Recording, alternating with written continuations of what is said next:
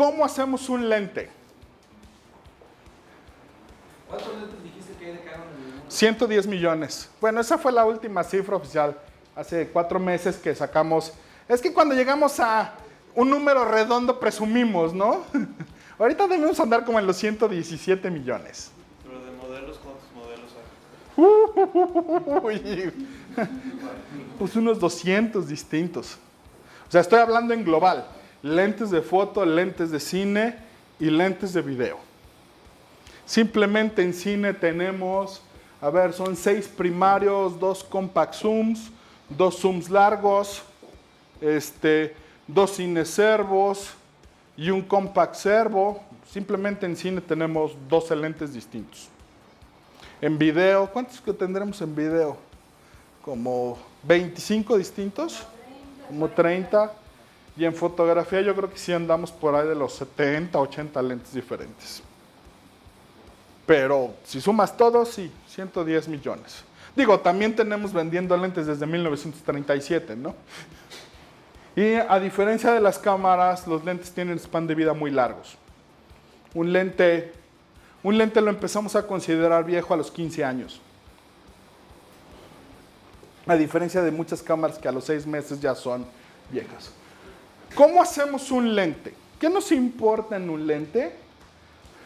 Nos importa cuánta luz puede poner en el sensor. Si a mí me preguntan, lo primero que quisiera cambiar en sus mentes es que el lente no es importante.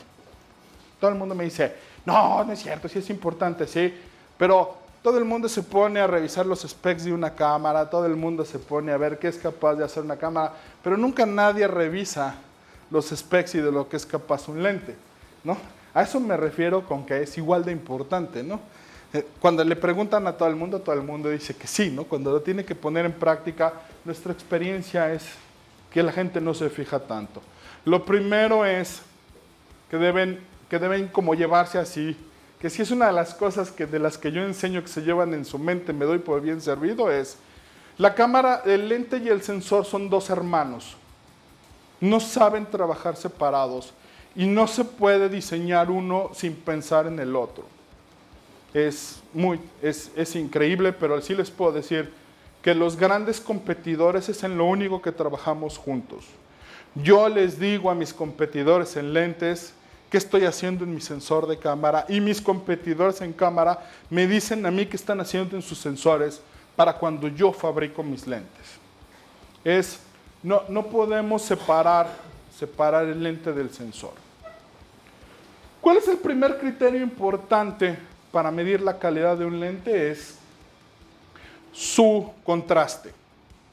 Porque el contraste de un lente nos dice cuánta luz estamos poniendo sobre el sensor. ¿Y cómo medimos el contraste? Muy fácil. Hay un señor por ahí, Nyquist. ¿Alguien lo ha oído nombrar? El señor Nyquist se preguntó, cuando yo convierto la luz que es análoga a digital en el sensor, bueno, despuesito del sensor, necesariamente voy a tomar solo una parte de la información. ¿Qué porcentaje de la información, que es la luz, debo de tomar para que la imagen que ya tengo capturada sea una copia fiel de lo de afuera? La respuesta es obvia, toda, ¿no? Si captas toda la luz, pues se ve exactamente igual. Sí, nada más que el problema es que la tecnología, ya lo vimos, no lo permite. El señor Nyquist dijo que al menos necesitas la mitad de la información.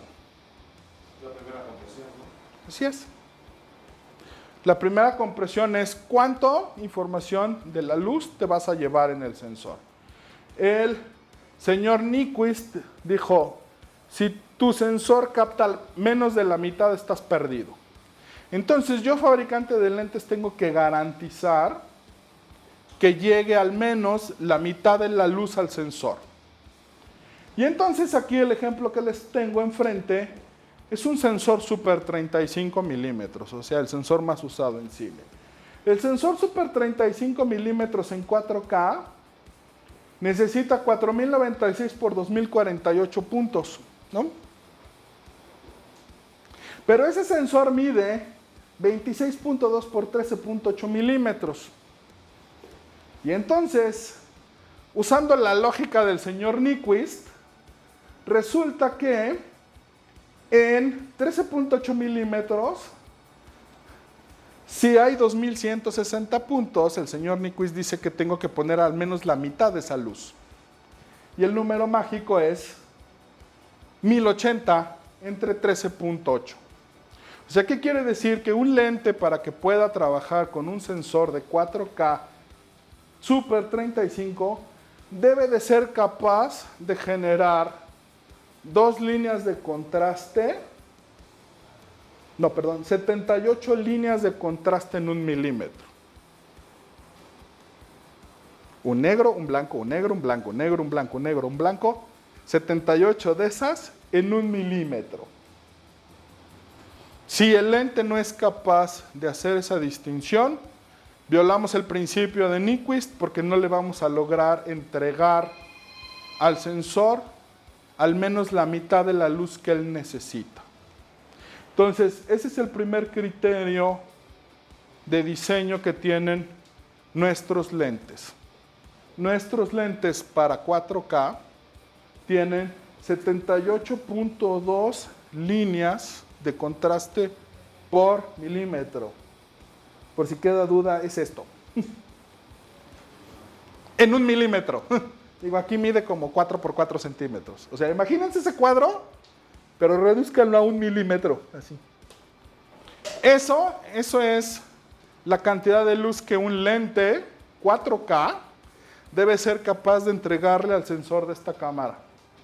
Si no es capaz de entregarle eso, se va a ver borroso. ¿Por qué? Y ahí venimos a esta gráfica. Porque básicamente, como lo van a ver ustedes esa imagen, si no se cumple, va a faltar contraste. Lo que era negro a la entrada del lente se va a volver gris a la salida del lente. Eso es muy importante. Ese es el principal criterio de diseño para un lente. Entonces, sí hay lentes 4K, sí hay lentes Full HD, y sí hay lentes SD. Y sí, también importan los tamaños del sensor. Si yo quiero usar el lente de esa cámara, que ¿es 2 tercios o es 1 tercio de pulgada el sensor? ¿O media? Bueno.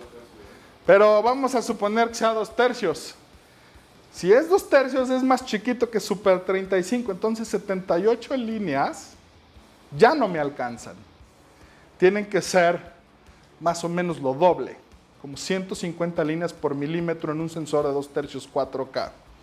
Y por eso se ha invertido lo que nunca pensamos los de lentes que iba a suceder en la historia. Al día de hoy, un lente de televisión 4K es casi lo doble de caro que un lente de cine 4K. ¿Por qué?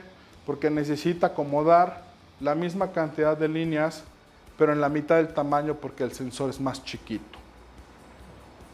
Y espérense, viene 8K. ¿No? O sea, ¿no? Ya la NHK está haciendo pruebas. Bueno, ya empezó hace años a hacer pruebas con 8K en sensores Super 35 y en sensores 2 tercios.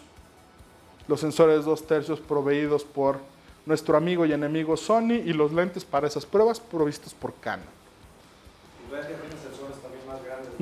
Red ya tiene sensores más grandes. Sí, pero ¿qué es el tamaño del sensor? O sea, el Dragón es un sensor 8K, pero es más grande que Super 35. Entonces no aumenta tanto el número de líneas. Eso es lo importante. Hay una relación entre la resolución del sensor y el tamaño del sensor. Si tú creces el tamaño del sensor, por ejemplo, está la ARRI 65. La ARRI 65 es un 8K, pero el sensor no es Super 35, es 65 milímetros, es lo doble de grande, ¿no? Las Panavisiones viejas que usaron ¿vieron The Hateful Eight? Ahí usaron una Panavision 70 milímetros. Y entonces sí, no necesitas aumentar mucho la resolución del lente porque estás creciendo el tamaño del sensor. Pero el lente sí lo tienes que fabricar más grande. Ah, bueno, sí. El ángulo tiene que ser más grande. O sea, la cobertura del lente es mayor o menor. Es por eso, mucha gente viene y nos pregunta, oye, ¿le puedo poner a la C100 mi lente B4 de 2/3? Pues no, porque es así. Y el sensor es así, ¿no? Al revés sí se puede. Hay un fabricante que hace un truco, ¿no?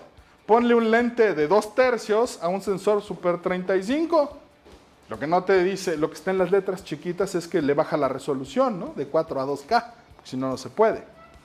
Porque si no te tendrías que comprar un lente 4K que vale 5 veces lo que vale esa cámara. Y ya no se vuelve negocio. ¿No? Te dicen, no, usa tus lentes 2/3 Full HD en esta cámara 4K. Si lo que no te dice es que tienes que bajar la resolución de la cámara a la mitad. Al revés sí se puede. O sea, sí puedo poner lentes de mayor cobertura en sensores más pequeños. Lo único que cambia es el crop factor. Es como una T3 ponerle un lente grande contra una 5D, ¿no? A fin de cuentas, hacer un 50 lo vuelves un 30 en una T3. Así es, ahorita les voy a enseñar un poquito de eso. Y entonces, bueno, ya, para salirnos de la parte horrible de las matemáticas, básicamente esto es lo que pasa con un lente. Lo que define la calidad de un lente es la capacidad de contraste que tiene, el rango de contraste. ¿Qué porcentaje del contraste afuera es lo que hay adentro? El mínimo para un lente 4K son 78 líneas por milímetro. El número real que tiene nuestro lente, si lo quieren saber, pruébenlo porque es un secreto. Pruébenlo y búsquenlo porque no se los podemos decir. Es un secreto, eso es lo que define lo que sabe hacer mi lente. El número real de cuántas líneas por milímetro da mi lente está muy por arriba de 78. Pero que los lentes sí. De todos mis lentes. Al día de hoy, de cine y de video. Te puedo decir que pues, extraoficialmente ya hemos probado nuestros lentes de cine con sensores 8K y en nuestros lentes de video con sensores 8K y se ven bien. O sea, eso te puede decir más o menos en cuánto están nuestras líneas de resolución de óptica. Pero sí, estamos muy por arriba de 4K ahorita. Y bueno, déjenme decirles, me voy a brincar esta parte y para lo que sigue hay que entender algo importante en los lentes. Los lentes tienen dos zonas, la zona central y la zona de las esquinas. ¿Salud? Por la forma como se construye un lente, conforme te alejas del centro del lente, su comportamiento cambia. Por eso, las mediciones en un lente se hacen en dos partes, en el centro y en las esquinas. Necesariamente las mediciones de lo que pasa en las esquinas es de menor calidad que lo que pasa en el centro. No se puede crear un lente que se vea igual en el centro que en las orillas. Al día de hoy no es posible porque necesitamos curvarlos para poder concentrar la luz. Y al curvarlos, las orillas empiezan a tener problemas. Entonces, aquí tengo lo mismo, pero con imágenes, ¿no? Lo rojo es la medición en el centro, lo amarillo es la medición incluyendo orillas en el mismo tamaño de cuadro, ¿no? Necesariamente, mientras más se acerquen acá, el lente se va a comportar distinto que de cómo se comporta en el centro. Entonces, eso también influye en el diseño de los lentes. Por ejemplo, los lentes que se usan en televisión se buscan que tengan mejor resolución en todo el área. ¿Por qué? Porque en la televisión ustedes vean un noticiero, ustedes vean un reality, normalmente se encuadra muy de cerca, ¿no? Tienen two shots y en las orillas está la cara, ¿no? Mientras que en el cine, mientras que en el drama, normalmente se centra la imagen. Entonces el diseño de un lente para noticias, que para estudio, un lente de cine y un lente de video, se cambia en función de eso. Y básicamente esta gráfica es lo que marca la línea roja y la línea negra es cómo va a deformar la imagen un lente. Es lo que llamamos aberración. Hay diferentes tipos de aberraciones en un lente, pero básicamente la palabra aberración es cómo deforma la imagen. La que seguramente todos han oído hablar de la aberración cromática, ¿no? ¿Han oído hablar de la aberración cromática? La aberración cromática significa que el espectro de color no cae en el mismo lugar y entonces empiezan a ver alrededor de la imagen un halo rojo, o un halo verde, o un halo azul.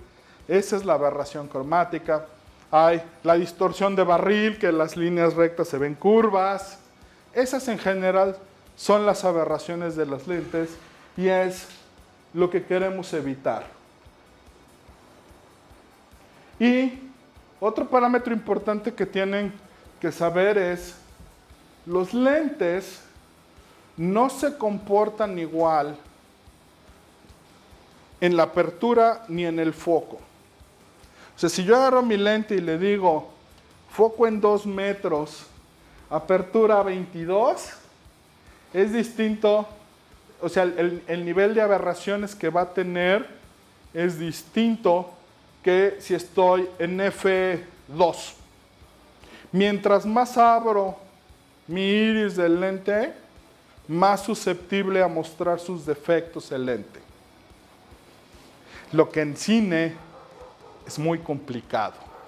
¿Por qué los lentes de cine tienen tratamientos muy especiales? Porque en el cine siempre estamos buscando usar aperturas grandes. O sea, no sé, Bill Bennett, ¿no? El mago de los comerciales en el mundo. Él llega, se para junto a la cámara y le dice a su operador 2.8. Se ve la escena y dice 2.8. O dice 2.4, 2. Oye, Bill, ¿alguna vez has usado F5.6 o T5.6? No, nunca. Nunca. Entonces, si estás usando un lente que su límite de apertura es 2.8, hijo, cuando te pida 2.8, estás usando todo el lente. Es más susceptible a que muestre sus defectos. Entonces tienes una de dos opciones. Escoges un buen lente o escoges uno más luminoso para que uses una porción menor del lente. Todo el mundo me pregunta, ¿por qué siguen ustedes en la carrera de hacer lentes más luminosos si ahora los sensores tienen mucha sensibilidad? Porque no queremos que uses todo el lente. Porque hace más aberración en las orillas que en el centro. Por eso vamos en el 1.5 en Canon, ¿no? El Leica, que es el rey de la luminosidad, va en 1.2. Y, bueno, quisiéramos todos llegar al 1, pero no vamos a llegar, ¿no? Es imposible, ni siquiera haciéndolos de diamante, ¿sí? Había escuchado que el mejor punto o paso de óptica es 3 pasos arriba de lo más abierto del lente. En el común denominador sí, eso es un poco difícil de lograr con los lentes de cine, porque los lentes de cine no tienen diafragmas de pasos. O sea, déjenme traérmelo. Este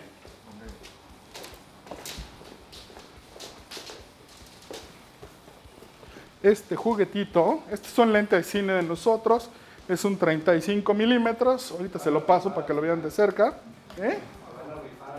No, bueno.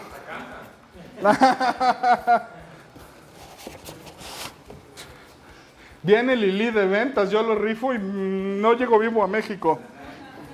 O sea, este es el diafragma de este lente, no tiene pasos. Es muy difícil, pero sí, es una regla. Este es un T1.5, ¿no? Usarlo en 2.8 son más o menos 2 pasos arriba, lo estás ya metiendo en el círculo ideal. Sí, en términos generales esa regla funciona. También depende de la calidad del lente, ¿no? El problema de ese tipo de reglas es que están partiendo de un principio que es muy poco factible, es que todos fabricáramos las cosas con igual calidad, ¿no? O sea, te puedo mencionar algunas marcas de lentes coreanos que ni siquiera pueden garantizar que el color de su 35 y de su 50 sea el mismo, ¿no? Entonces decir que la regla de los 3 pasos opera para esa marca, no estoy seguro, porque es un principio más básico el color, ¿no? Tú esperas que si quitas el 35 y pones un 50 se vean igual, ¿no? Y se los juro, hay marcas que no lo logran. ¿Por qué? Porque eso significa en la fábrica probarlos y si este no da, prácticamente es desármalo y tira los elementos que te tardaste semanas en pulir a la basura. ¿No? La fabricación de lentes sigue siendo muy artesanal. La edad promedio de la gente que talla nuestros lentes de cine y de televisión 4K es 60 años. Y tienen 25 años puliendo cines. Puliendo lentes. Y si hablas con la gente de Cook, competidor de nosotros, te van a decir lo mismo. La edad promedio en sus talladores son 60 años. Y si hablas con Zeiss, es similar. Básicamente el proceso de hacer lentes sigue siendo bastante artesanal en algunas partes y es altamente tecnificado en otras. En el diseño usamos simuladores muy complejos del comportamiento de la luz dentro del lente. Entonces, por eso las reglas no funcionan muy bien. Pero en términos generales, el lente se va a comportar distinto en los extremos, tanto de foco como de iris. Ahora sí, déjenme brincarme a mi presentación de lentes.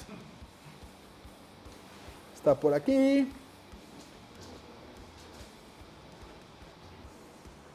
Vamos a empezar con los cinemas.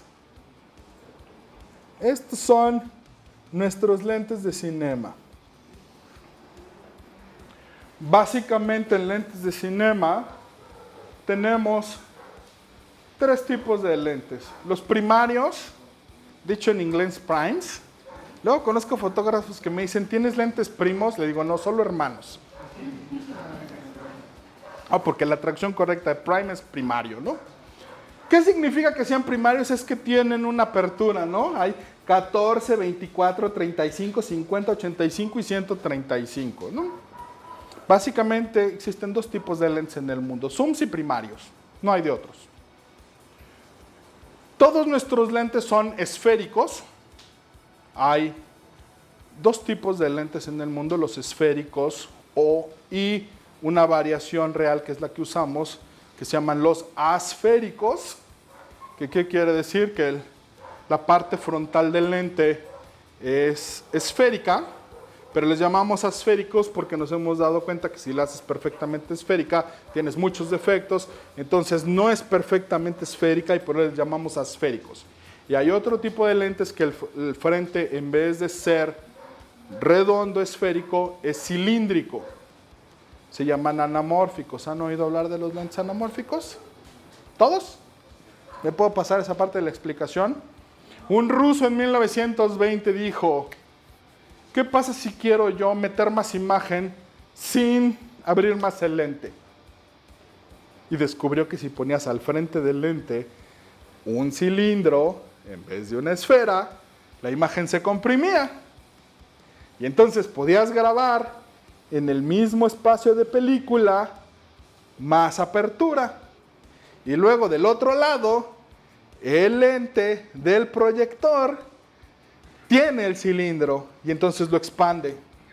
Es muy fácil darse cuenta cuando algo está grabado en anamórfico porque cuando van al cine, los lentes anamórficos son mucho más caros que los esféricos. Entonces, normalmente los cineminutos, los trailers no se hacen en anamórfico, se hacen en esférico. Entonces se sienta uno en el cine y los trailers y los anuncios, en el momento que termina ven que la pantalla hace ruido y se corren unas cortinas y se hace más grande la pantalla. Es que eso significa que la película se grabó con un anamórfico, entonces necesita más pantalla porque es más amplio. La relación... Aspect ratio a fuerzas. Modifica por supuesto, el aspect ratio del anamórfico está entre 2.39 y 2.41 a 1, a diferencia de 16:9 del 4K y el Full HD. Esa variación entre 2.39 y 2.41 depende de la marca. No hay un estándar de aspect ratio en anamórfico. Entonces, si usas un Kowa, por ejemplo, es 2.39. Si usas un Cook es 2.41. Depende de la marca. También depende de qué generación. Se empezaron a hacer lentes anamórficos en 1920 y todavía hay lentes como de 1940 anamórficos en el mercado disponibles. Y hay fotógrafos que los buscan. Porque lo que son defectos de construcción se volvieron tan usuales que la gente se acostumbró a verlos y cree que se ve bonito. Me incluyo, ¿no? O sea, por ejemplo, el flare de un anamórfico es muy diferente del flare de un asférico, ¿no? El flare del asférico va generando círculos y el anamórfico dibuja una raya. Y el otro día estaba Roger Dickens y estábamos platicando y llegó un chavo de la USC, de la Universidad del Sur de California, ¿no? Era una sesión con estudiantes ahí en la casa de la USC y le dice que quiere hacer su película y quiere tener un flare anamórfico, pero no le alcanza para rentar unos lentes anamórficos. Y le dice a Roger Dickens, mira, quitas el lente de la cámara, agarras un hilo nylon, lo pintas de negro y luego pones el lente. Y luego tiras una luz a 1/3 así directo al lente y se va a ver una raya como si fuera un flare anamórfico. ¿No? Se supone que un flare es un defecto inherente al cristal, ¿no? La lógica ingenieril diría, un lente ideal sería uno que no hiciera flares. Ahora resulta que estamos tratando de reproducir un flare. Pero eso es lo bonito del arte, ¿no? ¿no? Hay muchas cosas que luego hay que preguntarle al realizador, ¿lo intentaste así o te salió, no? Pero bueno, básicamente nosotros al día de hoy solo hacemos lentes asféricos y hacemos primarios y zooms. Tenemos 3 categorías.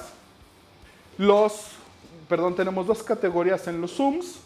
Los zooms que tenemos son los que llamamos zooms compactos. ¿Qué característica tiene un zoom compacto? Es que es ligero, es chiquito. Chiquito es un monstruo así, ¿verdad? Y tenemos los zooms largos. Básicamente pueden ver que la diferencia entre uno y otro es que los largos son más amplios, ¿no?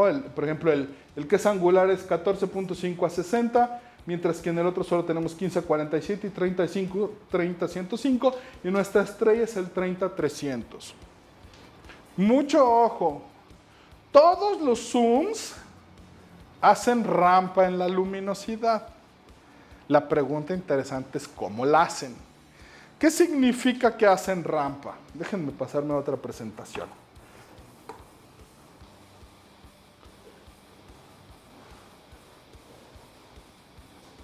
Lentes BCTV.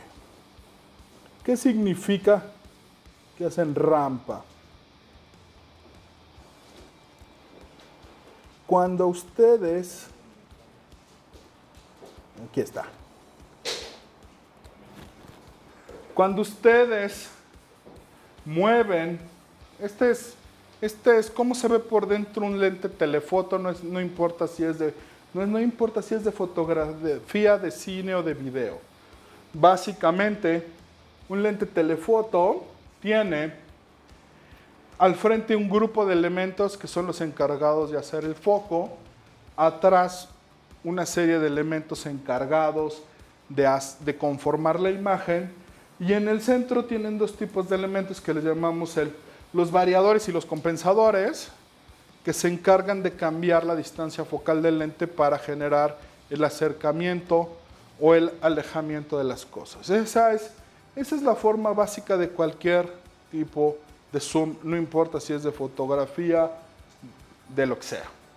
Y entonces básicamente como operan es, mientras los elementos, el variator y el compensator van moviéndose hacia el centro del lente, conforme se va haciendo telefoto. El problema es cuando llega al final. Cuando llega al final, los elementos están demasiado cerca y entonces se vuelve menos luminoso. Y entonces ustedes van a ver en el mercado de zooms que hay aparentemente dos tipos, los que no hacen rampa y los que sí hacen rampa y los que solo hacen rampa en una parte, ¿no? Los que no hacen rampa es que nunca los dejamos llegar al final. El arillo de zoom se detiene más o menos cuando va por aquí, porque eso evita que los elementos se junten y que cambie la luminosidad. Entonces, cuando ustedes ven un zoom T1.9, T2.9, todo a lo largo del zoom, significa que nunca llega al extremo. Nosotros tenemos algunos lentes así. Tenemos otros que hacen rampa todo el tiempo porque también la manera como construyes el mecanismo que los mueve influye en eso. Y entonces son nuestros lentes más baratos de fotografía, como por ejemplo este, ¿no? Este es un T5.68, ¿no? Y conforme vas moviendo el zoom, va cambiando la luminosidad. Y también te das cuenta que lo que pasa con este lente es que cambia su forma. Normalmente los lentes que mantienen la luminosidad no cambia la forma porque además no quieres hacerlo, ¿verdad? Por ejemplo, si estás haciendo un video submarino y esto está dentro de un housing, no quieres que cambie de tamaño, ¿no? Por ejemplo, ¿no? En cine tampoco, porque normalmente traes tu matebox y tus filtros, ¿no? Entonces, básicamente, esa es la diferencia. Y tenemos también un tercer tipo de lentes que cambian la luminosidad en el último extremo del lente. Por ejemplo, a nuestros cineservos. Nuestro cineservo, el cineservo 17-120, desde 17 hasta 90 es T2.95 y de 90 a 120 empieza a subir de 2.95 hasta 3.85. Entonces, son los tres tipos de zooms que hay en el mercado. ¿Por qué? Porque pasa esto que está aquí adentro, ¿no? O sea, ahí está el movimiento de cómo se va de angular a telefoto. Y este es cómo se va de telefoto a angular. Otra cosa importante que hay que destacar es que el elemento de foco se mueve. Hay que compensar el foco cuando mueves el zoom. Nada más que normalmente en los lentes de cine, y en los lentes de video, zooms, y en los de foto, nosotros lo hacemos por ti, ¿no? Sería una locura, ¿no? Que tengas que estar. Entonces, el lente automáticamente, conforme se mueve el variator y el compensator, mueve los elementos de foco para mantener el foco en la distancia. Y aquí viene el primer consejo. ¿Cómo saber que un zoom es bueno o es malo? Lo primero que tienen que verificar en un zoom es qué pasa cuando lo llevan de wide a tele o a la inversa. El centro no debe moverse. O sea, si yo te tengo cerrado en tu cara y me empiezo a abrir, y escogí que la punta de tu nariz estuviera en el mero centro de mi cuadro, cuando me abra todo, la punta de tu nariz debe seguir en el mero centro de mi cuadro. Si cambia la posición, no es un buen zoom. Bueno, no voy a decir no es un buen zoom, es un zoom más barato que el otro. Básicamente, lograr que esos defectos no existan en los lentes siempre se traduce en dinero. No, porque también todavía nadie hace esa pregunta, pero también siempre la recibo, es ¿por qué hay lentes de $1 millón? ¿No? Porque esta es una de las razones, ¿no? Ese es uno de los detalles que tienes que cuidar. ¿Cómo cómo se mueven los elementos para lograr algo. Y de aquí vamos a otro que seguramente se han oído, la respiración. ¿Sí saben qué es que respire un lente? Levante la mano. ¿Nadie ha visto respirar un lente? Es muy exótico ese término. Y créanme, si lo buscan en inglés, no es un mexicanismo chaqueto que se nos haya ocurrido a los mexicanos, no, es mundial. En inglés se dice breathing. ¿Qué significa que un lente respire? Pasan dos cosas cuando un lente respira. La primera, la perspectiva cambia cuando mueves el foco. O sea, si tú tienes un cuadro, déjame ver si este respira, no me acuerdo. Vamos a conectarlo.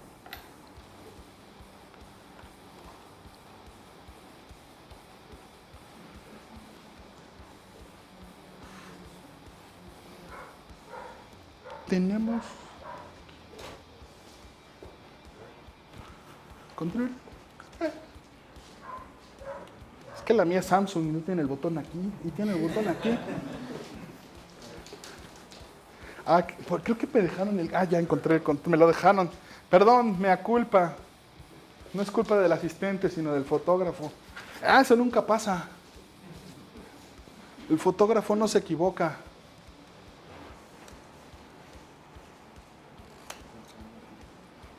Ok. Vamos. Si ustedes se fijan, este zoom, vean que tengo al centro. Vamos a poner una nariz, ¿no? Que nos sirva de referencia. ¿No? Vamos a poner tu nariz en foco, mano al focus. ¿No? Y me voy a abrir. ¿Sí se fijan que la nariz se mueve ligeramente? O sea, ya no queda al centro conforme me hago zoom back. Ay, claro, si el fotógrafo mueve la cámara, menos, ¿no? O sea, si hago zoom back, la posición de la nariz cambia ligeramente. Este es un lente bastante bueno. En foto eso no es importante. Por eso mucha gente dice, es que, ¿por qué usar un lente de cine si se puede usar una foto? Porque en foto no es importante que la perspectiva cambie cuando mueves el zoom, porque lo que capturas en la foto es un instante. En el cine y en el video, probablemente, ¿no? Sobre todo en el video, ¿no? Vas a hacer un zoom back. Entonces ahí sí es importante que el lente mantenga su posición. La otra es el foco. ¿Qué significa que respire? Ahí está en foco nuestra nariz. Y ahora me voy a ir atrás. Estoy moviendo el foco de aquí a aquí. ¿No? Muy común en cine y en televisión, ¿no? Está haciendo un two-shot con el que está allá atrás, con el que está aquí enfrente. Ahora, vean la posición de esta línea cuando me muevo. Se mueve ligeramente. ¿Vieron? Esa es la respiración. Que un lente respire es que cambia ligeramente la perspectiva. Y ahora vamos a poner a este lindo bebé.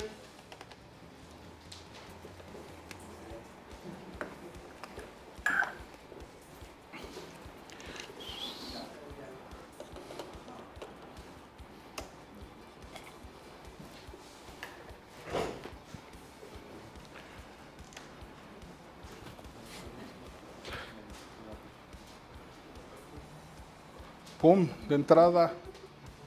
El color es bien diferente, ¿verdad?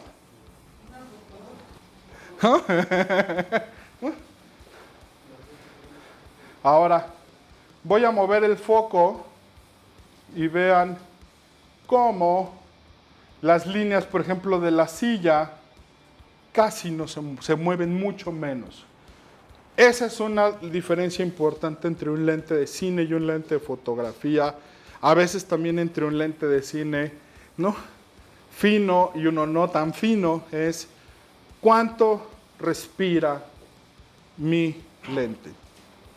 Esa es otra característica importante y tiene que ver mucho con los elementos del enfoque que están allá enfrente. Esa es otra cosa que debo cuidar a la hora de elegir un lente, es qué tanto respira.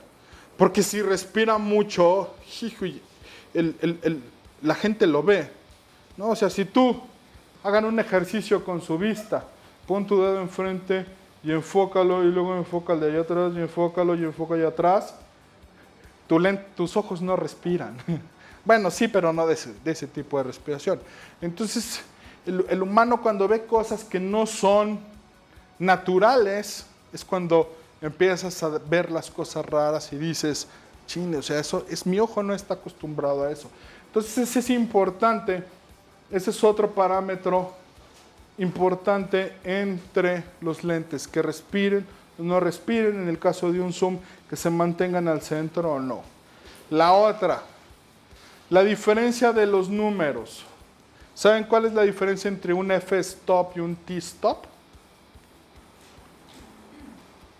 Este lente, si ustedes ven por aquí dice en el aro, déjenme quitarle sí, se los puedo mostrar. Aquí van a ver que dice, bueno, no lo dice, pero dice es 3.5 a 5.6, pero es f-stop. Y si nos fijamos aquí al ladito, arribita dice una T. ¿Cuál es la diferencia entre un T 1.5 y un F 1.5? Que alguien descubrió que había una relación entre qué tan abierto está mi iris y la longitud del lente para saber cuánta luz dejaba pasar ese lente. Y entonces dijo, la división entre la longitud, si divides la apertura entre el largo del lente, el número que te da es cuánta luz entra contra la que sale. Si lo que quieres es que salga 1 y divides diámetro contra longitud, te va a dar a lo mejor 1.35. Y alguien descubrió que había una relación con la luz. Ese numerito que aquí dice F5.6 significa que este lente cuando está en 18 y el arillo de iris está abierto a lo máximo, por cada 5.6 unidades de luz que entran, sale una. Eso significa el número F. Nada más que el número F no consideró algo, que los cristales que están allá adentro no son perfectos. El número F, sí, solo sí es real, si es un tubo.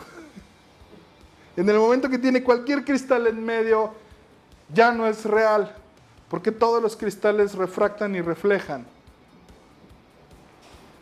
Y entonces alguien dijo, es un fraude. La gente de cine dijo, yo no puedo trabajar con un número imaginario.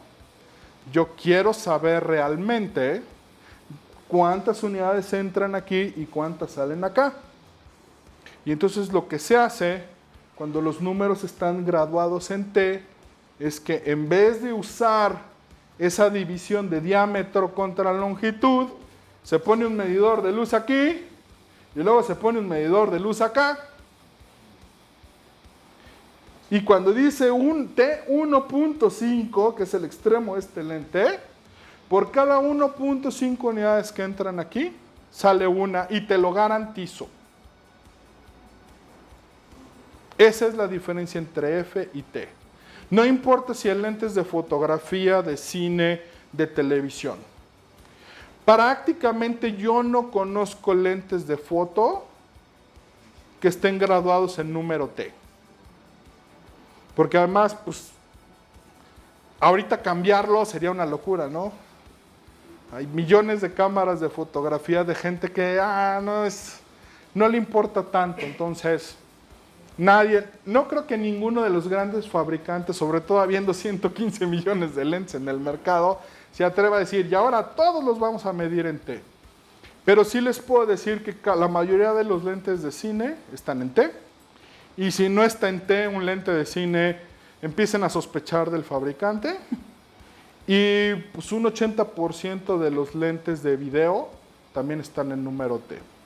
Si está realmente medido. Ayer alguien me preguntaba, ¿y existe una equivalencia entre el número T y el F? Desgraciadamente no existe y no puede existir, porque depende de la calidad del lente. Y es única por cada lente. No hay dos lentes iguales. Por eso, ¿no? Primero se marcan los arillos y luego se ajustan las posiciones. Porque probablemente en otro lente el 1.5 esté a lo mejor aquí ligeramente movidito. Porque no hay dos lentes iguales. Los hacemos iguales a la hora de marcarlos. Porque sí nos interesa que eso sea importante. Que la luminosidad sea la que está marcada. Que la distancia focal sea la que está puesta. Y esa es una de las cosas que nos interesa. Y ese es otro parámetro importante de evaluar cuando vas a utilizar un lente. Si es F o es T. Si es F, va a ser mucho más barato, pero corres el riesgo que ese F5.6 a lo mejor sea en realidad un T8, ¿no? O sea, mucho más ciego de lo que te está diciendo el número F, por cómo está construido. Idealmente deberían parecerse, pero no. Depende mucho de la calidad. Y la calidad es inherente al precio del lente. Esa es otra característica importante de los lentes. ¿Ese cuánto vale? Este lente, ¿cuánto vale? ¿Y este cuánto vale? Como 2,000 pesos, ¿no? Básicamente, los lentes son como los coches. Todos te llevan a tu destino, la pregunta es cómo, ¿no? Yo espero que algún día los compradores de lentes sean como los compradores de coche y sepan distinguir entre un Ferrari y un bocho, ¿no? Digo, en el fondo los dos sirven para lo mismo, ¿no? Llevarte a tu casita. En el fondo a lo mejor no vas a poder ir arriba de 80 con las fotomultas, ¿no? Pero pues sí, yo sí quisiera tener un Ferrari. Esa es otra característica importante del lente. Otra cosa importante es cómo se construyen esos elementos. Son básicamente cristales y recubiertos de pintura. ¿Por qué los tenemos que recubrir de pintura? La razón es una muy simple. Mientras más pules el cristal, refracta menos la luz, es decir, la deforma menos. Pero mientras más pules el cristal, más refleja la luz. Y entonces, al mismo tiempo que te beneficia pulirlo, te perjudica, porque tú no quieres que refleje mucha luz. Por eso se inventaron los recubrimientos. El lente está pintado con una película para evitar que refleje. ¿Por qué? Porque si te refleja el primer elemento no tienes problema, la luz que la refleja va para afuera. El problema es que si te lo refleja el segundo elemento, la refleja contra el primero y empieza a hacer un rebotadero, y eso es, por ejemplo, una de las cosas que causa la aberración esférica. Tú no quieres aberraciones, entonces los recubrimos. Y ahí viene una cosa que también con la que deben tener mucho cuidado independientemente de qué tipo de lente es. Todos los recubrimientos de todas las marcas tienen sustancias orgánicas. Y todas las sustancias orgánicas, e incluso algunas inorgánicas, hay alguien que se las quiera comer. En el caso muy específico del recubrimiento de los lentes, hay hongos que se comen eso. Entonces, es importante cuidar los lentes porque si no se les hacen hongos. Y un lente que se le hizo hongos, el otro día estaba yo leyendo que alguien decía que lo puedes meter al congelador y se congela el hongo y luego lo sacudes y lo golpeas y sale hecho polvito el hongo. Sí, la verdad sí pasa. Pero ya se comió el recubrimiento. O sea, ese lente ya tiene una marca. Si tienes la suerte que el hongo, en vez de comerse el recubrimiento, se coma el pegamento que une al cristal con el metal, ya la hiciste, porque eso no va a alterar. Cuando mates al hongo, no va a alterar el funcionamiento del lente. Pero sean muy cuidadosos cuando revisen un lente que no tenga hongos, si lo van a rentar, y si se compran un lente, les juro que los nuevos no traen hongos, ¿no? Pero tengan cuidado con la humedad donde almacenan los lentes. No es un fenómeno que sucede en 1 o 2 años, pero estamos hablando que el que se compra un lente pretende quedarse con ese lente 10 o 12 años. Entonces, no es un artículo de, en 2 años no le salen hongos, sí, no, pero te quieres quedar con él 10, 15 años. Es el tiempo promedio de vida de un lente. Y hay algunos que más, ¿no? Es el tiempo promedio en los profesionales. ¿Por qué? Porque sufren golpes, porque se desgastan por los arillos, ¿no? Los de aficionado, bueno, yo por ahí tengo todavía un lente que era de mi padre y tiene 40 años el lente, ¿no? Y sigue funcionando. Claro, no lo usaba diario en producción, ¿verdad? Entonces, básicamente esa es otra característica importante. Otra que te habla mucho de la calidad de un lente es cómo genera los flares. Siempre que quieran ver qué tan bueno puede ser un lente, tomen su celular y tómenle una foto. No es cierto. Prendan la lamparita y póngansela enfrente. Déjenme cerrar un poco el diafragma para que sea más notorio. Y vamos a tratar de generar un flare. ¿Sí ven el flare? ¿De qué color es? ¿Y de qué forma? Mientras más circulares y verdes o azules son los flares, es mejor la calidad en general del lente. Si se empieza a virar a colores violeta, sí, yo he visto lentes que el flare es color violeta y son unas formas así muy extrañas y estrambóticas, eso te habla de la calidad del lente.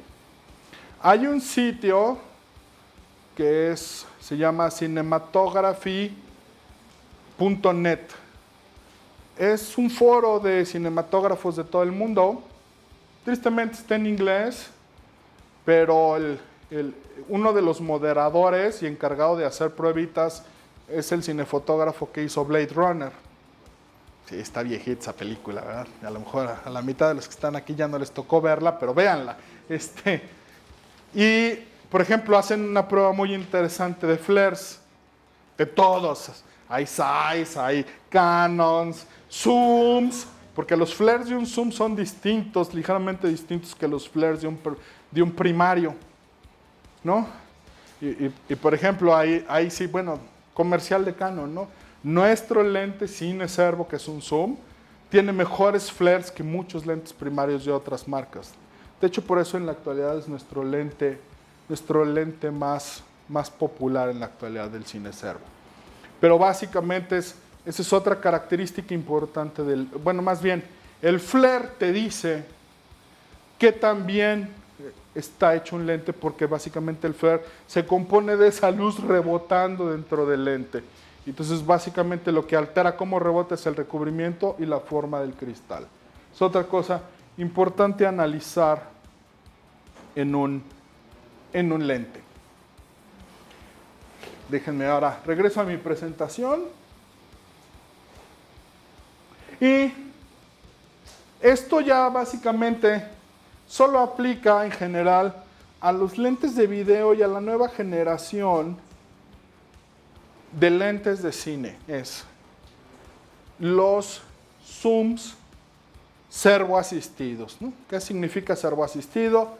Que tengo un botoncito ahí en la empuñadura de la cámara que yo la oprimo y un motorcito echa los elementos para atrás o para adelante. Básicamente, el diseño de ese servo, buscamos 3 cosas al hacerlo. La primera que buscamos es que el lente, que el motor se mueva a la velocidad que el usuario dijo. ¿No? Por eso ser camarógrafo de video también tiene su chiste. Dependiendo con qué tanta fuerza oprimes el botón basculante es qué tan rápido o lento va. Pero lo que yo, fabricante, te garantizo es que si siempre aplicas la misma fuerza, el lente se mueve, el zoom se mueve exactamente a la misma velocidad. Eso es importante en un lente zoom de video. En cine y en fotografía no importa, ¿no? Pues es prácticamente imposible lograr una velocidad estándar, ¿no? Por eso es imposible usar un lente de estos en tele, ¿no? A ver qué humano va a lograr hacerlo. Puedo comprar un motor, ¿no? Hay varios fabricantes que le pongan el servo, ¿no? Está Crociel, está Preston, varios. Pero básicamente en los lentes de video el motor lo ponemos nosotros y buscamos 3 características de diseño. Una es que siempre dé la misma velocidad. La otra es qué tan, hay una cosa que es cómo empieza el movimiento y cómo termina el movimiento. ¿No? Es igual que en los coches, piénsenlo como en los coches. No es lo mismo si aprietas el acelerador gradualmente, a que si lo pisas a fondo, ¿no? ¿No? Es igual el freno, ¿no? Despacito vas frenando o te frenas de golpe, ¿no? La gente que edita todos los softwares de edición, a las transiciones le llaman eso easy in, easy out, ¿no? Es acelerado o no acelerado. Nuestros lentes, nuevos, los digitales, le permiten al usuario mover ese setting. ¿Cómo quieres que empiece el movimiento del lente y cómo quieres que lo termine? Sí, son un chorro de locuras que uno nunca pensaría que el camarógrafo las hace. Y en nuestros lentes, los servos, traen un menú y le puedes mover cómo quieres que acelere, cómo quieres que frene.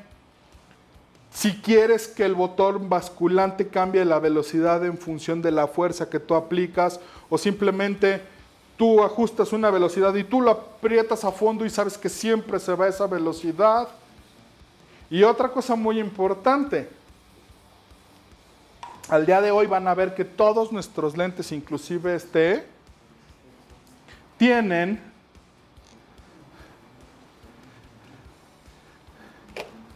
conectores.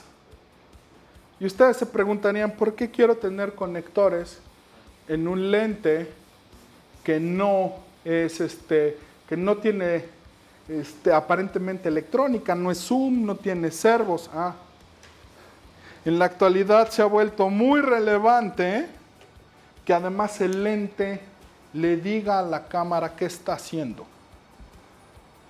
Aparte de que tú puedes mover cómo se acelera, cómo se frena, a qué velocidad agarra un lente zoom, el lente es capaz de decirle a la cámara cómo lo está haciendo. Y los metadatos del clip almacenan esa información. ¿Para qué? ¿A alguien se les ocurre para qué puede servir eso? Corrección de color y post. No. Green screen. No hay nada más desagradable, ¿eh? Hace años estaba yo en una producción de una telenovela, ¿no? Y fue muy padre porque decían, la escena sucede en el departamento de Juan, que vive al lado del río Potomac, desde donde se ve la Casa Blanca. Producción, no hay dinero para ir a grabar en un departamento al lado de la Casa Blanca. Bueno, de hecho ni hay, o sea, ¿no? Y entonces, ¿por qué no rentamos un departamento allí en el Pedregal, enfrente de TV Azteca? ¿No? Pintamos la ventana del departamento de verde Bueno, no la pintamos, le ponemos un cartón verde por atrás, porque si le pintamos al dueño su ventana se va a enojar mucho. Tiramos y luego en ese green proyectamos la casa blanca y el río. Ah, suena fácil, ¿verdad? Pero hay un problema. Y la proporción no puede ser cualquier toma. La proporción de cómo se vea esa casa blanca depende de cómo esté puesto mi lente. Al día de hoy, fabricamos los lentes para que le puedan dar los datos a la cámara, para que después la cámara se la pueda dar al software y se puedan hacer incrustaciones considerando los parámetros que tenía el lente. Si estoy muy abierto a los softwares ya sofisticados de realidad virtual, entre los que trae esta cosa que se llama TriCaster, estos los pueden hacer en vivo, ¿no? Es la manera como la que yo logro que la proporción del escritorio virtual que no existe sea la correcta. La cámara y el lente le están diciendo al software de realidad virtual a qué distancia está el foco, qué apertura está dando, para que el software de realidad virtual sea capaz de generar la imagen con la proporción correcta. Básicamente existen 3 protocolos. Uno se llama DMS, que se usa en cine. El otro que se llama iCook, que inventó Cook, y que son los dos que se usan en cine. Y el tercero, que es el nuestro, que usamos en nuestros lentes EF y en nuestros lentes B4. Y ahí es más fácil, porque en lentes de video realmente solo hay 2 fabricantes en el mundo, nosotros y Fujinon. Entonces fue fácil ponernos de acuerdo en los protocolos. Y entonces en nuestros lentes que tienen drive, que tienen ese mecanismo electrónico, abajo traen un conector donde pueden una de dos, o pasarle los datos a la cámara o pasárselos inclusive directo al sistema de realidad virtual. Ese es otro parámetro a considerar cuando van a elegir un lente para una producción. Si la producción incluye lo que ahora llaman reframing o green screen, blue screen, traten de utilizar un lente que sea capaz de darle la información a la cámara, porque le van a hacer la vida mucho más sencilla al cuate de la postproducción. Esa es la diferencia, por ejemplo, entre un lente nuevo y un viejo. Sí duran 15 años, pero los lentes que tienen 15, 20 años no eran digitales y no entregan ese tipo de datos, ni los de cine ni los de video. Esa es otra característica importante en los lentes y que todos más o menos tratamos de manejar. Aquí básicamente tengo unos ejemplitos de diferentes tipos de lentes. Estos son, por ejemplo, nuestros lentes que llamamos de caja, ¿no? Este es el típico lente que se usa en un estudio o en un partido de fútbol. Lentes para cámaras de video de sensor de 2/3.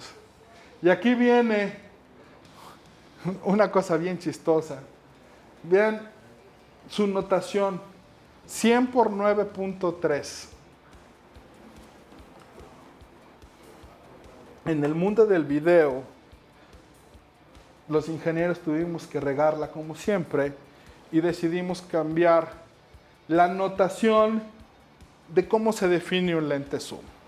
Si ustedes agarran un lente zoom de foto, va a decir 18-135. Si agarran un lente de cine, va a decir 18-135.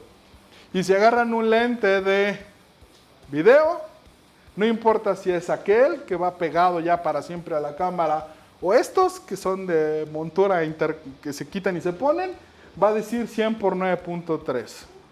Lo que significa esa notación es que el segundo número, el 9.3, es la distancia focal mínima, es decir, 9.3 milímetros. Ajá. Y para saber la distancia focal máxima, agarran el 9.3 y lo multiplican por 100. ¿Ven? Tengo que ser un ingeniero. Tenía que poner al camarógrafo a hacer operaciones matemáticas. Entonces resulta que si queremos traducir ese lente al mundo de los de foto y los de cine, en realidad es un lente que es 9.3 milímetros hasta 930 milímetros. ¿Por qué? Porque se multiplica 9.3 por 100. Y siempre escojo ese de ejemplo porque el de 27 por 6.5 está bien complicado, ¿no? Ahí sí ya hay que sacar la calculadora. Pero en términos generales es la misma regla. Ese es un lente que es 6.5 milímetros hasta lo que dé 27 por 6.5. Siempre que vean un lente de video, va a venir indicado en esos términos los números. Y otra cosa bien horrible, en realidad no va a ser un 9.3. Si ustedes agarran un lente 9.3 y lo enfocan ahí al cuadro y luego ponen junto un lente que sea 9.3 a 900 y lo ponen también en 9.3, ¿en cuál va a haber más cosas dentro del encuadre? ¿En ese o en este? ¿O se van a ver igual? ¿Se ven igual? No, ¿por qué no se ven igual? ¿Por el sensor? Exacto, porque el sensor es de diferente tamaño. Eso es el parámetro que llamamos crop factor. Todos los lentes de fotografía y de cine, la longitud focal está pensada considerando un sensor de 35 milímetros de foto. Si el sensor se hace más grande o más chico, simplemente lo que cambia es que el lente se ve como si fuera de otra longitud focal. Por ejemplo, el famosísimo lente normal, que es 50 milímetros. ¿Por qué se considera que un lente de 50 milímetros es normal? ¿Alguien sabe? Porque tiene el ángulo de visión de nuestro ojo. Si yo agarro un lente de 50 milímetros y se lo pongo a una 5D, es de 50 milímetros. Pero si agarro ese lente de 50 milímetros y se la pongo a esta, está un poquito más cerrado. ¿Por qué? Porque el sensor Super 35 es más chiquito que el 35 full frame. ¿Cuál es la proporción? A eso le llamamos el crop factor. ¿Cuál es la proporción? Por ejemplo, para un Super 35 es 2. Entonces, yo multiplico 50 por 1.2 y ese es el valor que debo tener. Entonces, si multiplico 50 por 1.2 me da 60. También por eso escojo el de 50, ¿se fijan? Las que son fáciles las operaciones. 50 por 1.2 da 60. Entonces, si yo agarro una 5D y pongo junto esta y quiero que vean lo mismo, a una le tengo que poner un 50 y a la otra le tengo que poner un 60.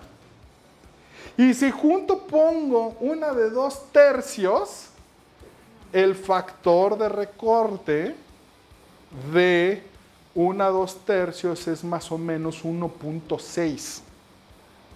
¿Eso qué quiere decir? Que en esa cámara va a ser 50, 60 y 50 por 60, 6 por 5, 30 es 90. Entonces tendría, para que vea lo mismo, tendría que poner uno que sea 30 unidades menos. O sea, es un 20. O sea, tengo que poner un 20 y un 40 para que se vean como un 50 en el full frame. Por eso siempre van a ver que los lentes de video los fabricamos para que sean muy grandes angulares, por ese factor de recorte. Por eso empiezan en 9, en 6, en 7. De hecho, nuestro lente más gran angular, más gran angular que fabricamos para video es 4.3. 4.3 se dice fácil, pero en fotografía el lente más angular que hay es 8 milímetros y deforma. Nosotros, sí, o sea, hace ojo de pescado. Nosotros en video tenemos un lente 4.3 que no deforma. Cuesta todo el dinero del mundo, ¿verdad? Pero la idea de ese lente es que sea realmente gran angular, porque cuando multiplicas 4.3, ahora sí voy a sacar mi calculadora. Cuando multiplicas 4.3 por 1.6, en realidad es un 7 milímetros.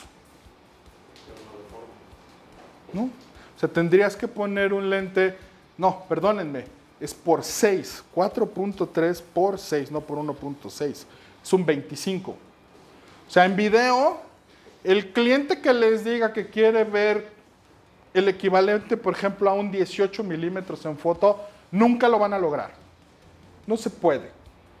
El lente más angular que tenemos para un sensor de 2/3 es equivalente a un 24 en fotografía.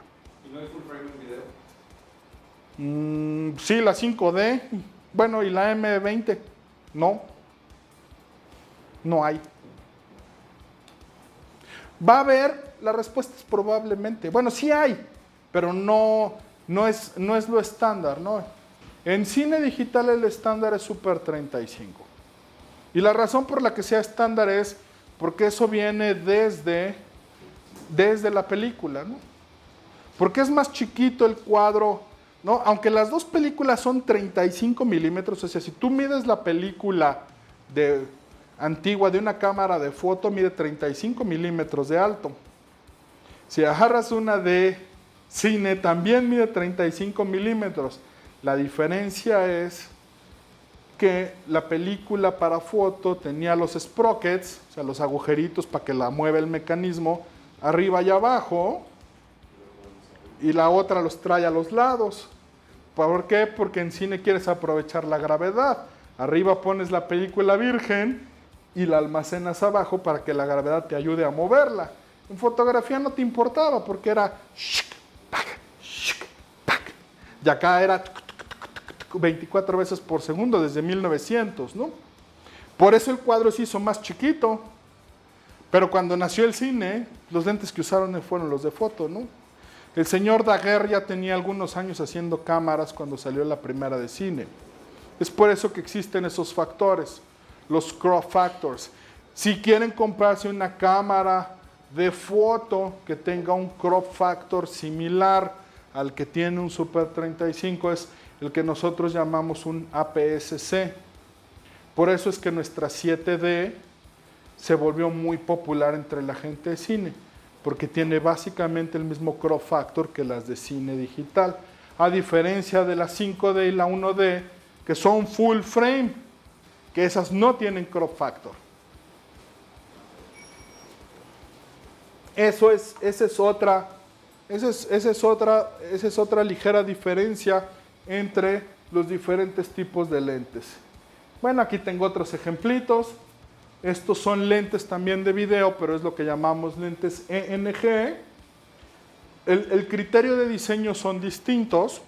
El criterio de diseño de los de caja es que se vean bien en toda el área.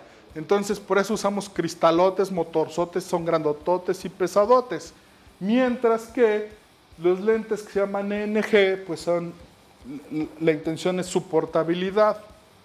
Entonces, básicamente lo que estamos buscando en estos lentes es que sean muy portátiles, entonces tienen que ser pequeños. Y entonces, básicamente, por ejemplo, un lente ENG no ve tan bien en las orillas como ve un lente de caja. ¿Por qué? Porque lo que se busca, o sea, porque una cosa es enemiga de la otra, ¿no?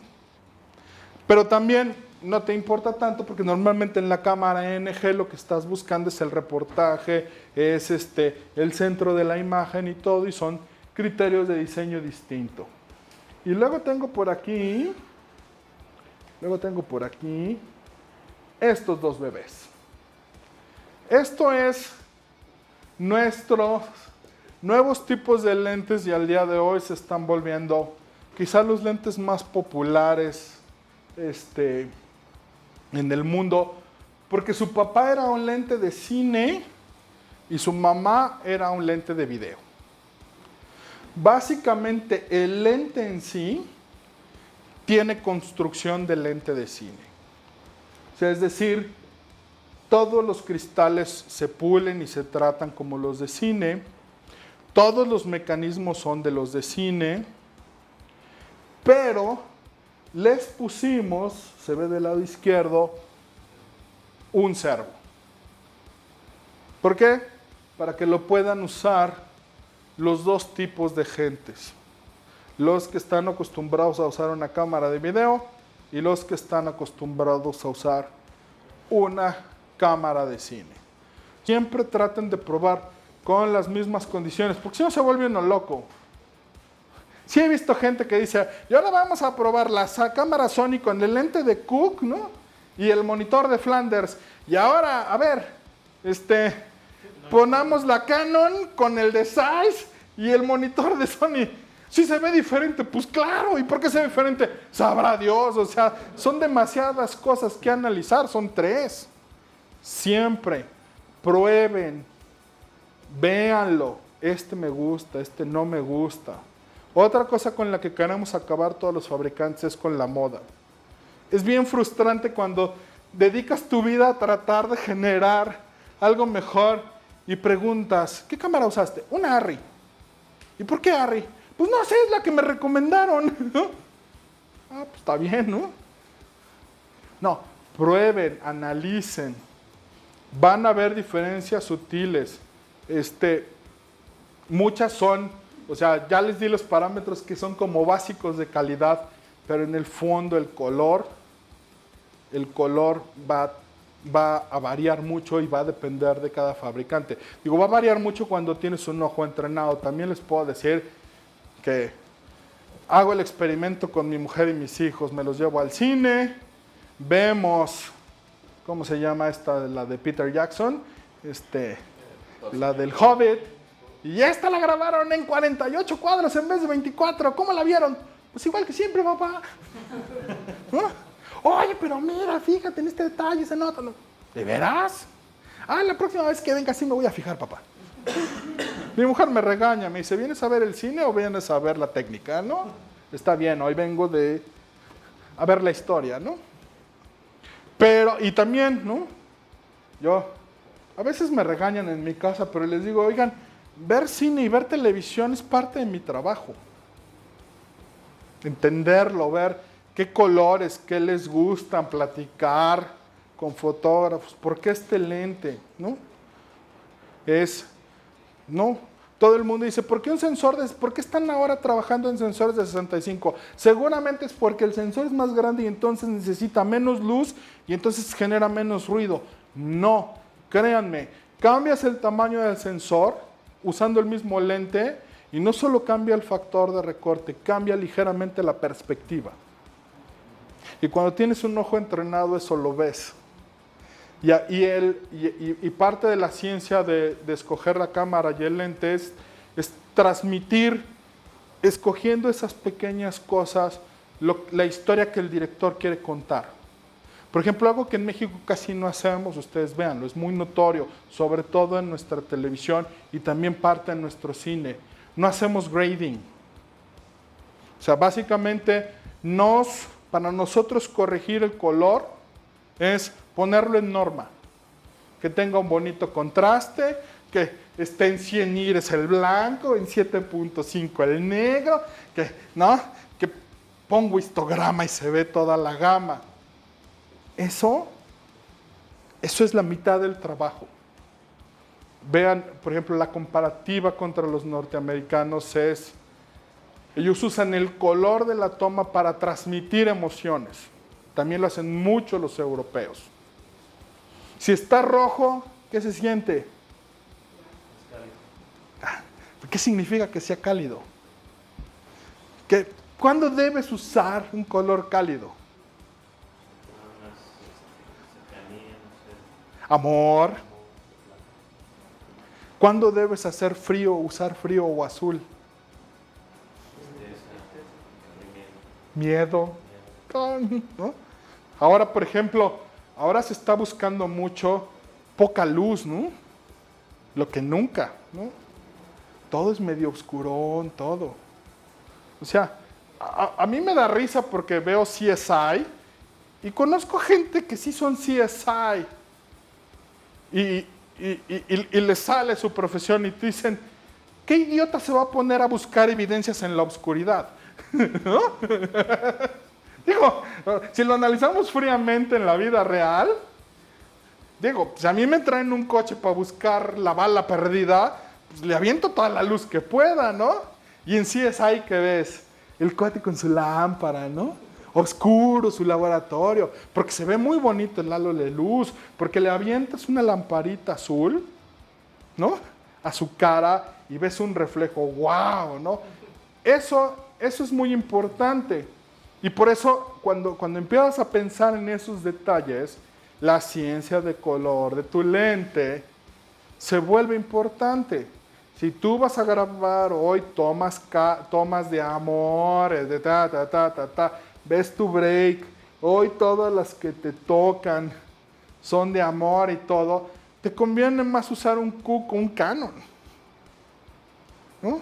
Ay, tu película es de terror, probablemente te convenga más usar un Zeiss. También depende qué quieras hacer y qué te pida tu director, ¿no? Porque también, olvídense del cine y la televisión, ¿eh? Eso ya se acabó. Yo se los puedo decir, ya. El cine y la televisión se acabaron. Al que vean de la industria del cine o de la televisión que les siga diciendo que son distintos, se está quedando fuera de la jugada. Al día de hoy simplemente se empieza a hablar. Producción con sensor grande, producción con sensor chico. Los valores que se buscan son distintos. Sensor chico es profundidades de campo largas, lentes que respondan muy rápido, porque estoy haciendo realities y todo. Sensor grande, drama, acercamientos, todo, detalle. Ahora, en todos los partidos del béisbol de Estados Unidos, lo que nunca ves una cámara de sensor grande o dos. Dentro de las 16 o 24 de sensor chico que hay para transmitir el partido, al menos hay 2 o 3 de sensor grande. ¿Para qué? Para captar el detalle de la cara de horror cuando le van a hacer out al que se viene barriendo, ¿no? Y que lo quieres aislar del fondo en cámara lenta, ¿no? Ya se acabó el pensar, no, yo soy de cine, no, yo soy de tele, no. Cada vez vas a ver a la gente en los dos lados. Y va a haber que saberle a las dos. Son distintas, ¿no? O sea, digo, velo. Netflix empezó con esa locura, ¿no? O sea, se trajo a un actor ganador del Oscar, porque también en el mundo de los actores pasa. Digo, en México lo ves, ¿no? Ve con algún actor de teatro mexicano y dile que si quiere hacer una novela, ¿no? O que si quiere hacer tele. Te va a decir que eso es una cochinada. En Estados Unidos era igual. Cuando llegaron a decirle a Kevin Spacey, vamos a hacer House of Cards, los mandó derechito por un tubo. Lo convencieron como la única manera que logra hacer que el humano venza sus, ¿cómo llamarlo? Sus principios.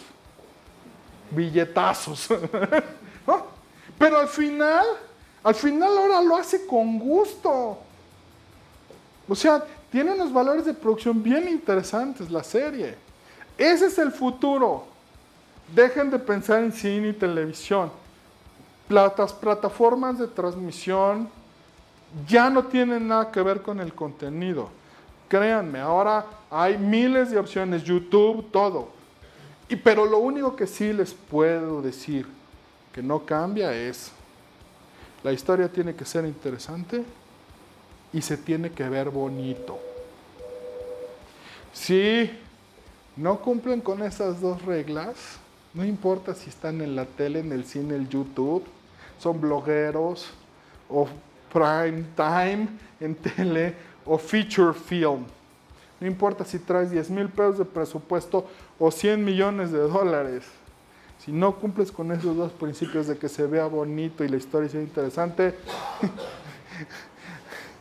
te vas al demonio igual. No importa lo que te hayas gastado. Eso es, por eso se vuelve muy importante para los que estamos atrás de la cámara conocer eso, la ciencia de color. Ya, a ver si ya la calidad se da por sentada, ya entiende, a ver cómo se ve, qué le debo evaluar. Ya hice mis 4 pruebas, ya estoy en normas de calidad. A ver, ahora cómo se ve, a ver, tráiganme a la güera. Ah, bueno, no, es muy difícil, hay una carta que trae una güera, una morena, ¿no? Porque sí está difícil tener para las pruebas a una güera, una morena, un güero y un moreno, ¿no? Porque el hombre retrata distinto de la mujer. Entonces hay una carta que vende de DSC Labs, que ya trae a la güera, a la morena, al güero y al moreno, y un oriental por si las moscas, ¿no? Porque esos sí son distintos de color. No lo digo despectivo, o sea, ¿no? Hay que cumplir con todos los colores, ¿no? Y pones tu cámara y a ver cómo se ve y cómo se ve mi lente.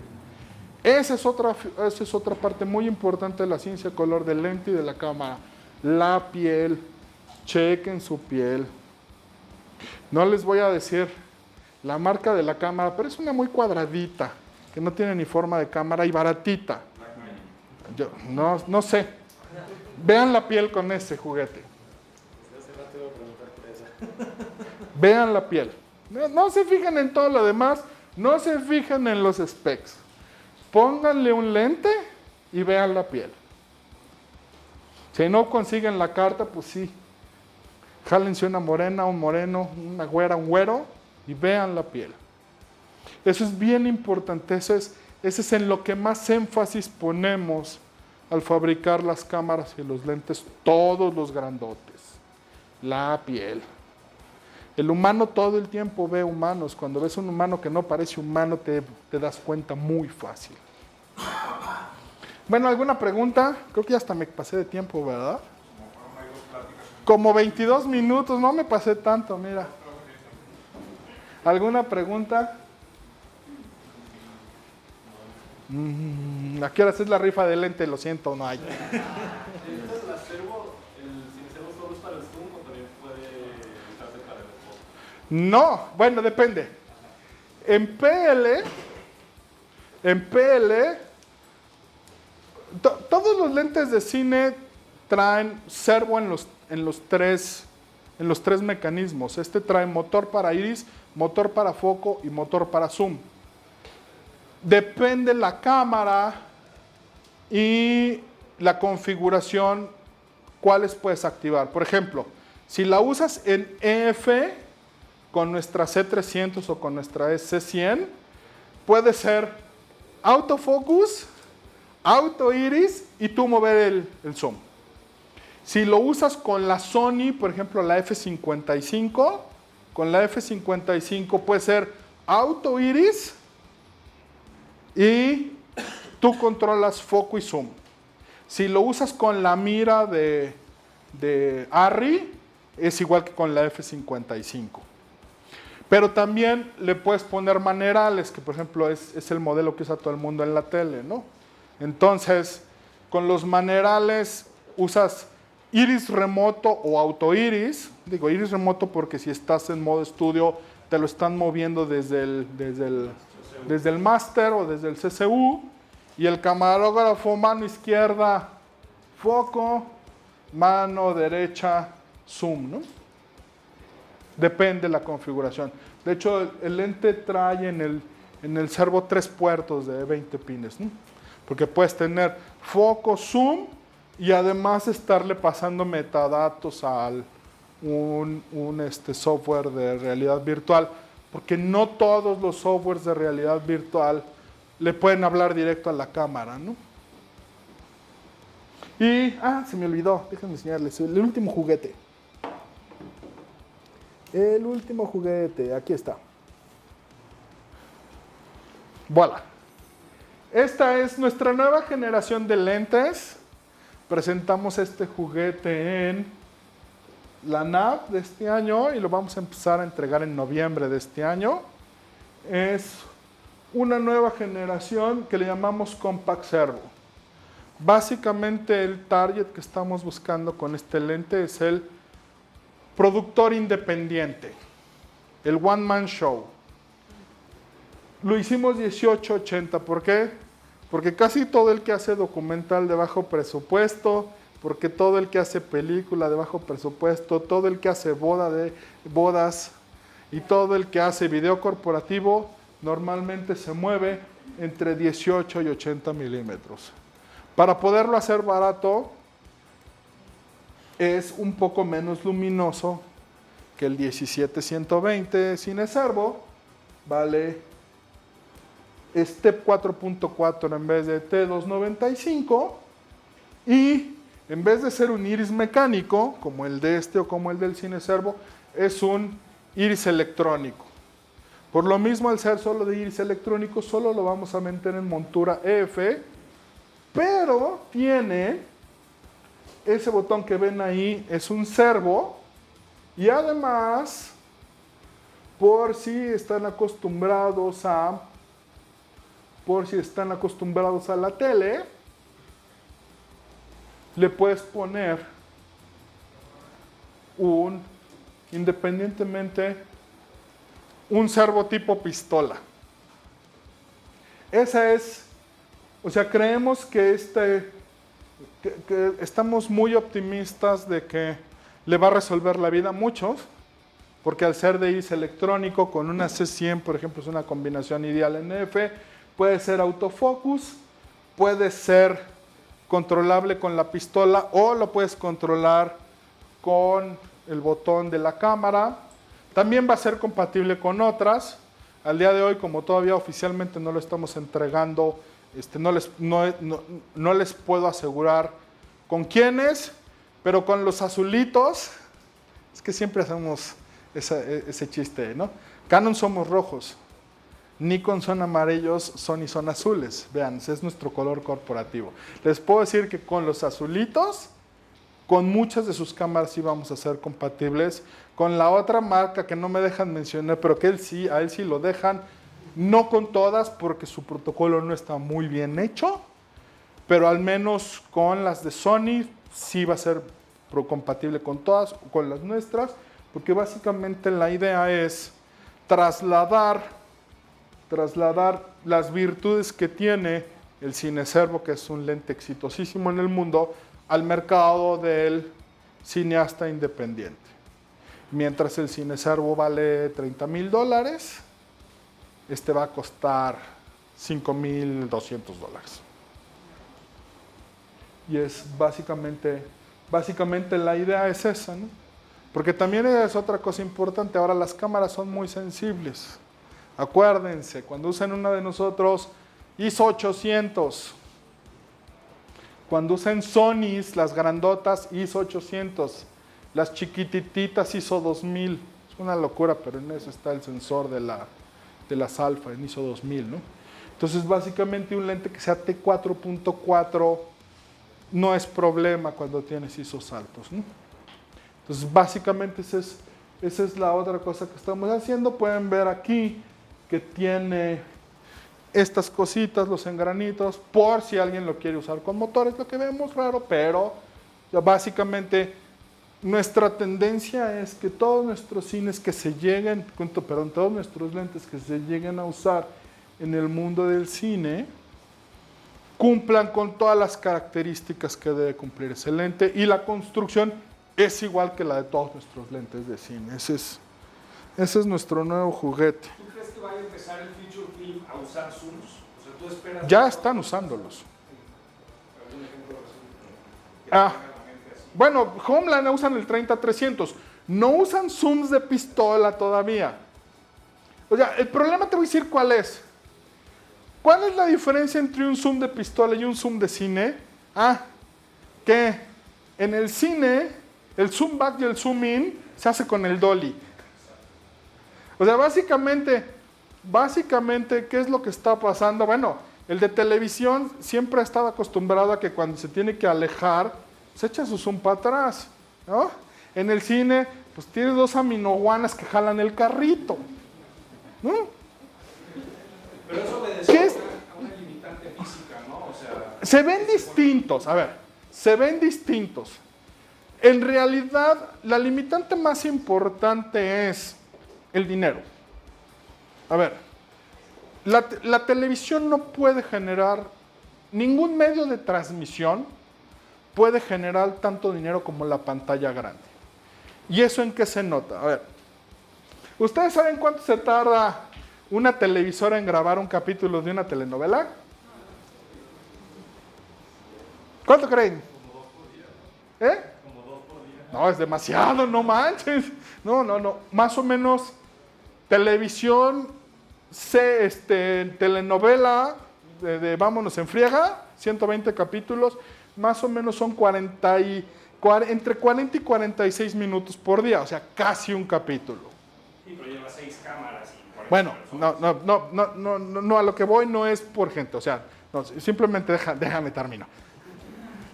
Serie de televisión, las que son de mis amigos que los conozco, The Last Ship. ¿Han oído hablar de Last Ship?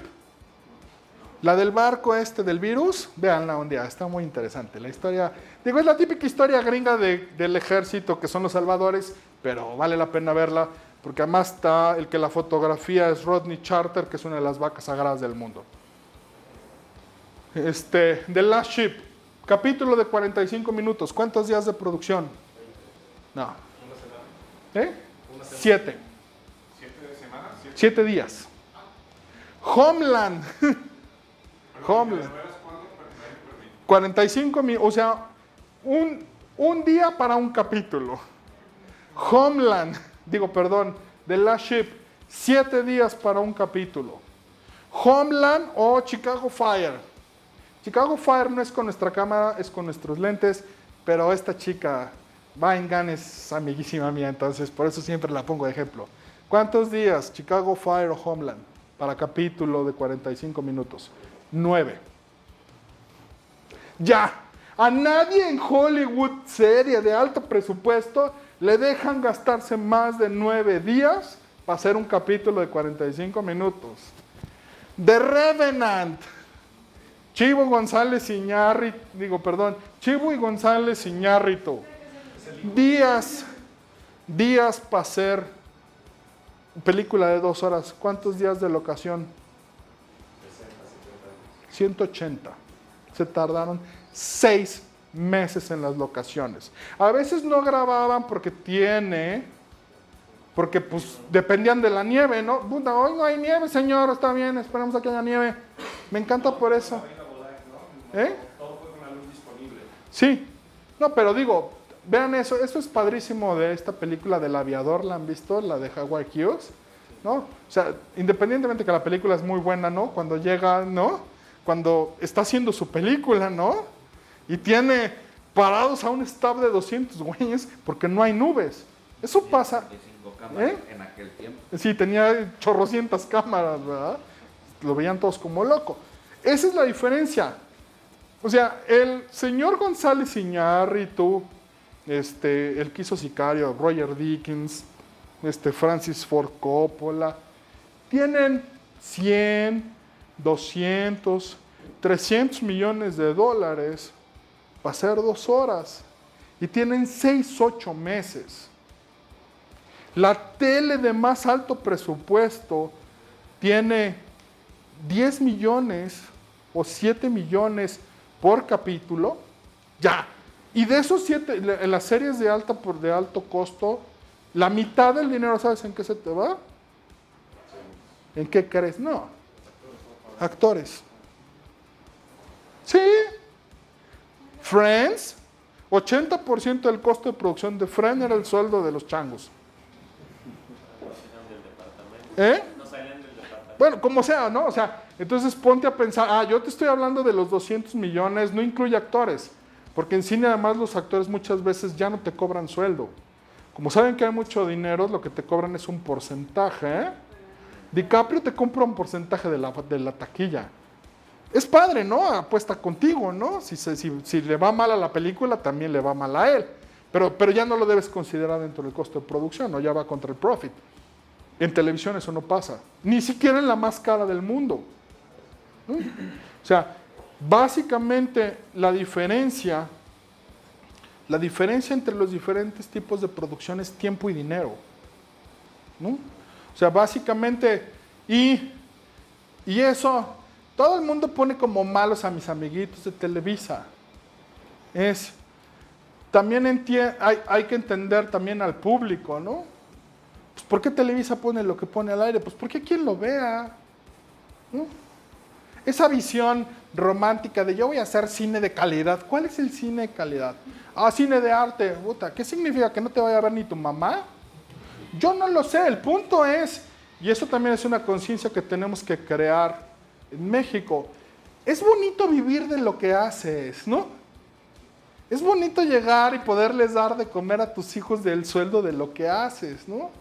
Mientras sigamos con la mentalidad en el cine, en la televisión, de que lo que tenemos que hacer no genere dinero, pues no sé, bueno, yo no estoy diseñado para eso, ¿no? Por eso me parece razonable considerar que, sí, si a mí me preguntas, sí falta desarrollar la industria en México, sí falta hacer tele de más alta calidad, sí falta hacer cine de más alta calidad, pero tampoco se puede de la noche a la mañana. Pero también hay algo que siempre tienes que tener en cuenta, ¿no? Como fotógrafo, como productor, como todo. O sea, cada fierrito que escojas usar va a costar dinero. Y no te vas a poder pasar del presupuesto. Entonces, eso es un poco también lo que está influyendo, ¿no? Y también todo el mundo quiere bajar costos. Otra cosa que le decía a alguien el otro día. Si tú vas a un foro de Televisa, ahorita Televisa usa 80 Foods Candela. O sea, si tú pones un luxómetro en el centro del foro, él dice 80. Si tú pones un luxómetro en el foro de Homeland, dice 20. Y mucha gente dice, bueno, es que a ellos les gusta que se vea oscurón y todo. No necesariamente. De 20 a 80 significan casi 30,000 pesos diarios en la cuenta de luz del foro, ¿no? O sea, para lograr 80 Food Candelas vas a necesitar 4 10,000, 6 5,000, ¿no? El aire para enfriarlos, para generar 20 Food Candelas, pues ahora usas LEDs, ¿no? Esas también son decisiones inteligentes, ¿no? Híjole, si puedes tirar con menos luz, te queda más dinero para una mejor cámara y un mejor lente.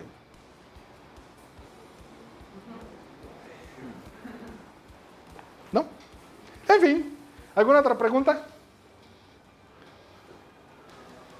¿No? Pues muchas gracias por su tiempo. Perdón, un aviso parroquial.